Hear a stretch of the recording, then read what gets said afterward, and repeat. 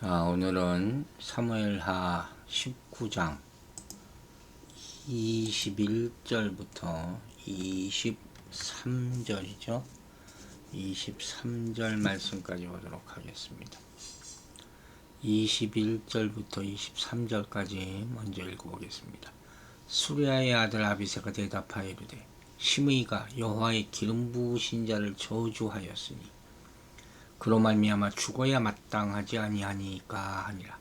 다윗이 이르되 수리아의 아들들아 내가 너희와 무슨 상관이 있기에 너희가 오늘 나의 원수가 되느냐. 오늘 어찌하여 이스라엘 가운데서 사람을 죽이겠느냐. 내가 오늘 이스라엘의 왕이 된 것을 내가 알지 못하리요 하고 왕이 시므이에게 이르되 내가 죽지 아니하리라 하고 그에게 맹세하니라. 자, 다윗의 통치 방식이 나오고 그의 백성을 향한 마음이 어땠는가 하는 것을 보게 되는 구절들이 계속 나오고 있어요. 그 중에 한 사람 시험 대상이 바로 수리아의 아들들이라 하는 거죠. 그리고 시므이라는 사람이 일단 대두돼서 이 사람을 죽이느냐 마느냐 이걸 지금 보고 있는 거예요. 이스라엘 백성 다 보고 있고 또 누가 보고 있어요? 하나님이 보고 계시다. 이걸 우리가 알고 가야 돼요. 자, 뭐라고 먼저 얘기를 합니까? 시험이죠. 저는 일종의 시험을 봅니다. 아비새가 대답하여 이르되 시므이가 여호와의 기름 부으신 자를 저주하였으니 다윗을 저주한 전력이 있었다 그랬잖아요. 피난 중에 다윗 왕을 이 저주할 당시에도 우분을 터뜨리고 그를 죽이려 했었거든요. 16장에 그 이야기가 나오지 않습니까? 지금 아비새가 그때 일을 생생히 기억하고 다시금 시므이를 죽일 것을 주장하는 것이죠. 사실 율법적으로 따지면 기름 부음 받은 자를 저주한 자는 마땅히 처형시켜야 한다는 아비새의 말은 틀림이 없습니다. 그리고 다윗도 아비새의 말에 감정적으로는 분명히 동의했을 거예요. 속으로는. 그러나 문제가 있죠. 이제 막 피난의 길에 긴 여정을 마감하고 환궁하는 시점에서 온 나라의 화합이 절대적으로 필요한 이 타이밍에서 사울 왕 지파인 베냐민 지파 소속의 유력자라고 할 수 있는 시므이를 처형해? 이건 시기적으로나 정치적으로 절대 바람직하지 못한 것이었다는 거예요. 따라서 다윗은 여기서 아비새의 진언을 거절하고 시므이의 사명을 허락하게 되는 것이죠. 이걸 냉정하게 보면 시므이의 범죄를 다 용서해줬다. 그러기보다는 그에 대한 징계를 보류했다. 이렇게 보는 것이 타당하단 말이에요. 즉 다윗은 16장에 나온 이 시므이의 행위를 단순히 한 개인에 대한 도전이 아닌 하나님의 주권, 즉 기름 부음 받은 자는 하나님의 대권을 위임받은 자라는 인식의 근거, 여기에 대한 도전으로 간주하고 비록 현실적인 문제로 민심을 붙들어야 되니까 당장에 그를 처단하지는 않지만 나중에 하면 끝내 그를 처형을 하게 명령을 합니다. 그 열왕기상 나중에 보면 2장에 나와요. 그러니까 우리가 오늘 주제가 이거예요. 인간이 범하는 실수에는 용서받을 수 있는 것과 영원히 용서받을 수 없는 죄가 있어요. 그럼 주일에도 제가 얘기를 했어요. 그죠? 살인에 대한 얘기를 하면서. 하나님을 모독하고 하나님의 사역을 방해하는 자들에는 결국은 멸망당하게 된다. 이걸 우리는 분명히 분별할 수 있어야 된다 하는 거예요. 근데 지금은 다윗이 이렇게 매기하는 거예요. 22절 보세요. 수루야의 아들들아 내가 너희와 무슨 상관이 있기에 너희가 오늘 나의 원수가 되느냐. 오늘 어찌하여 이스라엘 가운데서 사람을 죽이겠느냐. 이거 보세요. 여기서 말하는 내가 너희와 무슨 상관이 있기에 너희가 오늘 나의 원수가 되냐. 이거 원수란 말이 대적이라면 대적. 사탄이라는 말을 쓸 때, 사탄이라는 단어에 쓸 때 이 단어가 쓰이는 거예요. 중간에서 길을 막는 방해자, 그런 의미로도 오늘 본문에서 쓰이죠. 즉 아까도 얘기했지만 지금 때가 어느 때인데, 지금 다윗이 왕위를 회복하는 결정적인 순간을 맞이하고 있고 온 나라가 새로운 태평 시대를 앞두고 있는 이 순간에 선왕 사울의 지파인 베냐민 지파의 실권자 시므이를 죽인다는 것은 아직껏 사울 왕과의 미련을 가지고 있는 베냐민 사람들의 원성을 사는 일이고 곧 나라의 평화를 깨트리고 마는 치명적인 행동이 될 수 있다는 것. 다윗은 완전히 정신 차린 것 같아요. 그의 지혜가 나타나기 시작했죠. 따라서 다윗 왕은 시므이를 마땅히 죽여야 한다고 주장하는 아비새를 너희야말로 나라의 평화를 방해하는 방해자이구나, 이렇게 규정할 수까지 있는 거예요. 그러니까 여기서 우리는 어쨌든 이 시간만큼은 개인적인 감정의 차원을 초월해서 나라의 안정을 내다보는 다윗 왕의 폭넓은 지도력을 볼 수가 있는 것이죠. 한편 여기서 다윗 왕이 아비새를 가리켜서 스루야의 아들들 이렇게 복수로 칭한 것은 반드시 아비새 형 요압이 아비새의 주장에 협조한 것이라고만은 볼 수 없고, 다만 아비새와 같은 생각을 가지고 있을 다른 사람들에게도 미리 경고를 주기 위해서 이렇게 아들들이라고 통칭해서 표현하면서 책망을 한 것으로 보는 것이 좋을 것 같습니다. 한편 이렇게 여기서 시므이의 사면을 허락하는 다윗의 말 속에 오늘이라는 말이 세 번씩이나 반복되거든요. 오늘은 하는 거예요. 그러니까 오늘은 안 죽인다. 오늘은 지금 이 사면하는 목적이 모든 지파의 화합이 있으니까 오늘은 죽일 날이 아니다. 지금 이 의미가 담겨져 있는 것을 우리가 볼 수가 있어야 한다는 거예요. 즉 지금 이때는 엄하고 냉혹한 처벌을 낼 때가 아니라 자비를 베풀어야 할 때다 하는 거죠. 이전에 다윗에게 등을 돌렸다 할지라도 그 사람들이 형벌을 내릴 것이 아니라 화해가 필요한 상황이었다. 여기 바로 다윗의 대범함과 관대함이 나타나게 되는 것이죠.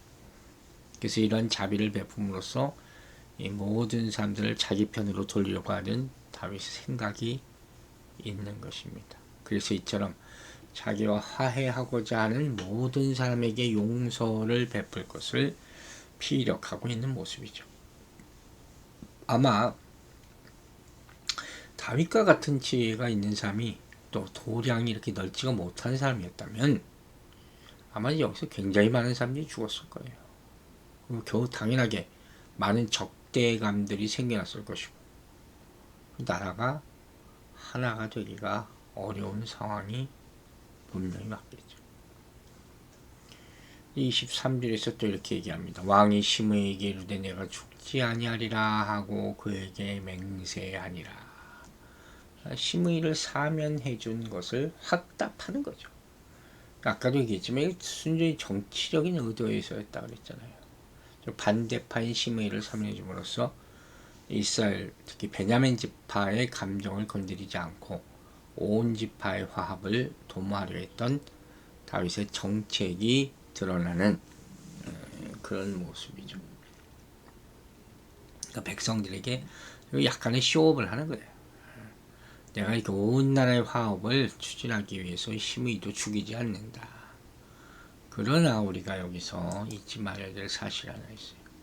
나중에 열왕기상 2장을 보면 다윗이 그 임종시에 솔로몬에게 시므이를 죽이라고 명령을 합니다.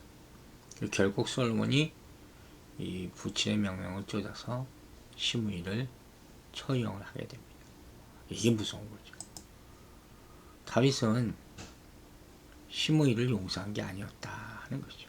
어쨌든 그때는 아까 얘기했잖아요. 오늘이란 말이 3번이나 나온다고. 시므이를 죽이겠다, 죽이지 않겠다, 이렇게 얘기하는 거예요. 그러니까 쇼업한다 그랬잖아요.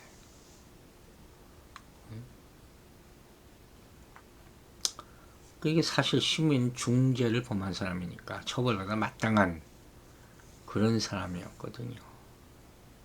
이 순간만큼은 다윗은 심의가 보여주는 외양만의 회개를 할지라도 액면 그대로 받아들이기로 한 거예요. 그래서 나중에 이제 후일에 가서 솔로몬에게 열왕기상 2장 8절 9절 보면 그 백발의 피를 흘려 저로 음부에 내려가게 하라. 무서운 명령을 내리고 죽기 전에 이런 명령을 내렸다는 거예요. 그러니까 여기에 대해서도 뭐 나중에 뭐 얘기할 시간이 있을지 모르겠지만 여러 가지 견해들이 있어요. 다윗이 결국 자신의 맹세를 지키지 않은 거 아니냐, 거짓으로 맹세하고 아니냐.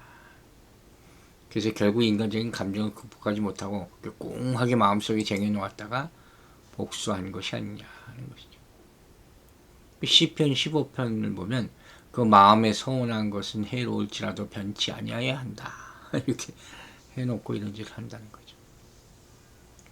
그랬더니 어떤 견해는 이렇게 다윗이 아들 솔로몬에게 심의를 처벌하라고 부탁한 것은 맹세와 모순되지 않는다고 해석하는 사람도 있어요. 이게 무슨 소리냐면 심의에 대한 다윗의 사면 맹세는 자신의 집권 당대에만 유효한 것이었다는 거죠. 이후의 왕에 대해서까지 보장한 것은 아니기 때문에 솔로몬 치세 때의 번영과 안정을 위해서는 언제든지 모반할 수 있다고 여기되는 심의를 처벌하도록 그렇게 명령한 것이다.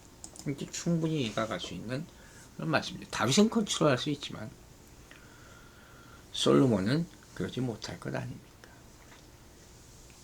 그래서 이건 다윗이 모순된 것이 아니다 하는 것이죠. 여기서 오늘 우리 마지막 부분에서 한번 생각해 볼 게 있어요. 그게 바로 용서에 되는 거예요. 죄에 대한 용서.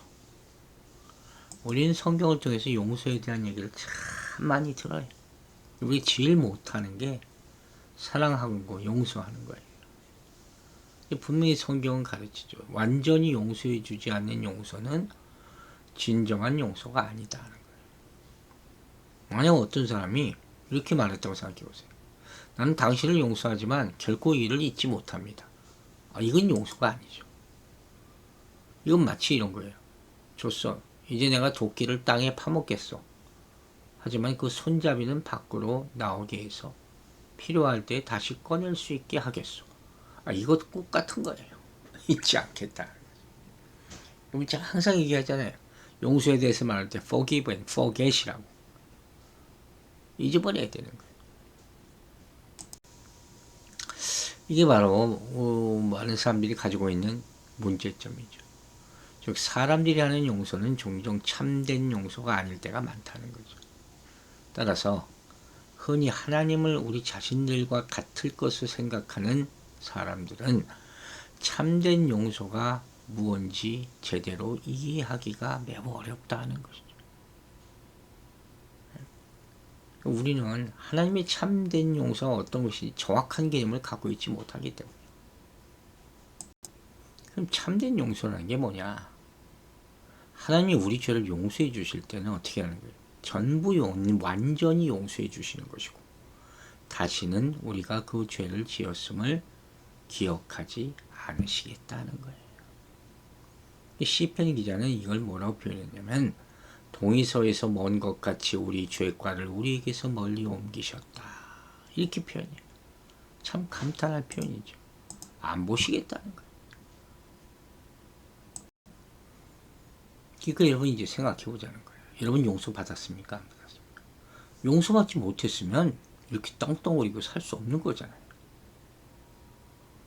언젠가는 아니 언제였든지 회개하고 용서받았다고 이런 다 믿고 있는 거 아닙니까?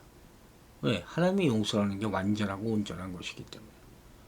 그래서 예수 그리스도의 피 아래 놓이게 된 우리들의 죄에 대해서는 다시 하나님 앞에서 얘기해야 될 필요가 없어요.